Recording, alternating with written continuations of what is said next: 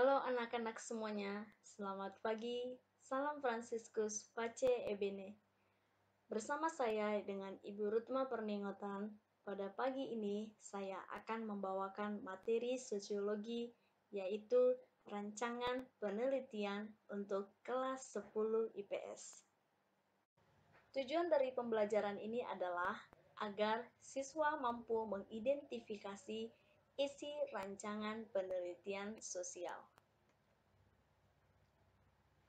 Seperti yang telah kita ketahui, bahwa penelitian merupakan suatu usaha untuk mengumpulkan, mencari, dan menganalisis fakta-fakta mengenai suatu masalah. Pendapat tersebut menurut salah satu ahli sosiologi, yaitu Marzuki. Dan kita juga sudah mengetahui bahwa secara garis besar, langkah-langkah penelitian ada 3.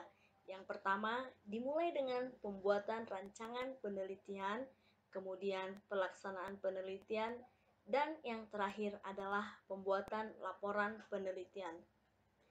Pada kali ini, materi kita adalah mengenai rancangan penelitian, yaitu gambaran umum tentang penelitian itu sendiri. Baik, kita akan bahas dan kita akan kupas tuntas apa itu rancangan penelitian. Secara garis besar, rancangan penelitian terdiri dari 8 bagian, yaitu penelitian terdahulu, latar belakang masalah, perumusan masalah, pertanyaan penelitian, tujuan dan manfaat penelitian, yang keenam landasan teori, berikutnya hipotesis, dan yang terakhir adalah metode penelitian. Kita akan bahas satu persatu. Kita lihat yang pertama, yaitu mengenai penelitian terdahulu. Dalam penelitian, kita wajib mencantumkan hasil penelitian terdahulu. Tujuannya apa? Tujuannya adalah untuk menghindari duplikasi penelitian dan juga dapat dijadikan sebagai bahan pendukung dalam penelitian kita. Nah, dengan demikian kita tahu apakah penelitian yang kita lakukan sudah pernah dilakukan sebelumnya atau memang belum pernah dilakukan. Jadi, pada penelitian terdahulu, misalnya ada judul penelitian yang akan kita buat, yaitu hubungan permainan tradisional dengan keterampilan sosial anak. Maka, sebagai peneliti, kita harus mencari informasi penelitian terdahulu tentang hubungan permainan tradisional dengan keterampilan sosial anak. Nah, kalau di Indonesia ada jurnal atau kumpulan jurnal pada web yang tempat untuk melihat jurnal-jurnal atau penelitian-penelitian yang dahulu sudah pernah dibuat, yaitu pada neliti.com. Kita tinggal mengetikkan keywordnya, maka nanti akan muncul beberapa judul penelitian atau jurnal-jurnal ilmiah yang sudah pernah terbit. Dengan demikian, kita tahu apakah penelitian tersebut sudah pernah dilakukan sebelumnya atau belum pernah dilakukan. Berikutnya, yaitu mengenai latar belakang masalah. Sebagai peneliti, kita harus tahu apakah masalah itu perlu diteliti dan apa yang melatar belakanginya. Hal yang penting dalam membuat latar belakang masalah adalah kenapa masalah itu penting untuk diteliti. Dengan menentukan suatu masalah, hal yang perlu dipertimbangkan adalah sejauh mana urgensi dan manfaatnya dalam kehidupan sehari-hari. Jadi contohnya, judul penelitiannya, hubungan permainan tradisional dengan keterampilan sosial anak. Maka sebagai peneliti, kita memulainya dengan menyoroti perkembangan permainan modern dan juga sosial media. Kemudian sebagai peneliti, kita juga harus mendeskripsikan fakta tentang permainan tradisional yang sudah mulai ditinggalkan. Kemudian, kita juga sebagai peneliti harus mengaitkan antara permainan tradisional dengan keterampilan sosial anak. Yang ketiga dalam rancangan penelitian adalah perumusan masalah. Perumusan masalah merupakan kelanjutan dari latar belakang masalah. Pada perumusan masalah, pertanyaan yang sesuai adalah apa yang menjadi permasalahan dalam tema penelitian yang kita buat. Maka dengan demikian, peneliti memasukkan unsur-unsur yang dapat menjadi jawaban atas pertanyaan tersebut. Jadi contohnya, judul penelitian, hubungan permainan tradisional dengan keterampilan sosial anak. Maka rumusan masalahnya kita buat bagaimana pengaruh permainan tradisional terhadap keterampilan sosial anak. Rumusan masalah ini biasanya dalam bentuk kalimat pertanyaan. Jadi hal yang penting kita ingat dalam rumusan masalah adalah bahwa rumusan masalah selalu berbentuk kalimat tanya.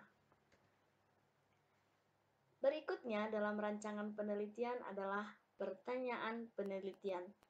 Pertanyaan penelitian berfungsi sebagai dasar penelitian yang akan dilakukan, di mana seorang peneliti sebaiknya merancang pertanyaan penelitian tidak lebih dari 3 pertanyaan. Jadi misalnya contohnya, hubungan permainan tradisional dengan keterampilan sosial anak.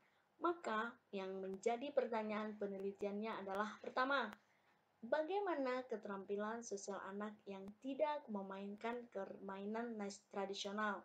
Lalu yang kedua, bagaimana keterampilan sosial anak yang memainkan permainan tradisional? Lalu berikutnya yang ketiga, apakah terdapat pengaruh yang signifikan antara permainan tradisional terhadap keterampilan sosial anak? Berikutnya, yang kelima, dalam rancangan penelitian, yaitu tujuan dan manfaat. Tujuan penelitian merupakan rumusan masalah dalam bentuk kalimat pertanyaan. Tujuan penelitian sangat berkaitan erat dengan kesimpulan nantinya. Nah, jika masalah penelitian adalah hal yang dipertanyakan, maka tujuannya adalah jawaban yang ingin dicari. Misalnya, ada judul penelitian, masih judul yang sama, hubungan permainan tradisional dengan keterampilan sosial anak. Jadi, yang menjadi tujuan penelitiannya adalah mengetahui pengaruh permainan tradisional terhadap keterampilan sosial anak. Dan yang menjadi manfaatnya adalah menambah hasanah atau perbendaharaan pengetahuan tentang faktor-faktor yang memengaruhi keterampilan sosial anak. Berikutnya, rancangan penelitian yang keenam adalah landasan teori. Landasan teori merupakan telaah masalah penelitian berdasarkan teori-teori atau bacaan-bacaan, di mana landasan teori adalah dasar teoritis bagi penulis untuk menjawab masalah penelitian. Peneliti harus membaca berbagai bacaan relevan atau yang sesuai dengan penelitian yang dilakukan, di mana bacaan-bacaan tersebut akan sangat membantu peneliti dalam melakukan penelitian dengan benar. Lalu, rancangan penelitian yang ketujuh adalah hipotesis. Hipotesis atau dengan kata lain, hipotesis itu seperti teori sementara. Jadi, hipotesis adalah kemungkinan jawaban atas masalah penelitian, di mana hipotesis dinyatakan dalam bentuk pernyataan yang menghubungkan variabel-variabel dalam penelitian kita. Contohnya, ada judul penelitian, masih judul yang sama, di mana judulnya adalah hubungan permainan tradisional dengan keterampilan sosial anak. Dalam hipotesis itu ada dua bentuknya. Dimulai dengan hipotesis awal atau 0, H0. Jadi di mana maksudnya dilakukan sebelum penelitian. Jadi kita punya hipotesis atau dugaan sementara yang dilakukan sebelum penelitian. Biasanya hipotesis ini berisi apa yang ingin dipatahkan atau ditolak dengan melakukan penelitian.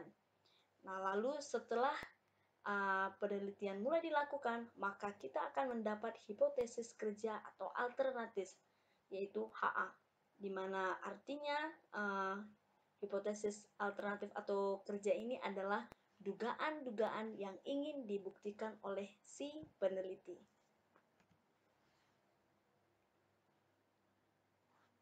Rancangan penelitian yang terakhir atau yang ke-8 yaitu metode penelitian. Pada bagian metode penelitian ada 4 bagian. Yang pertama, jenis penelitian. Jenis penelitian yang intinya adalah bentuk penelitian yang ingin dilaksanakan oleh si peneliti.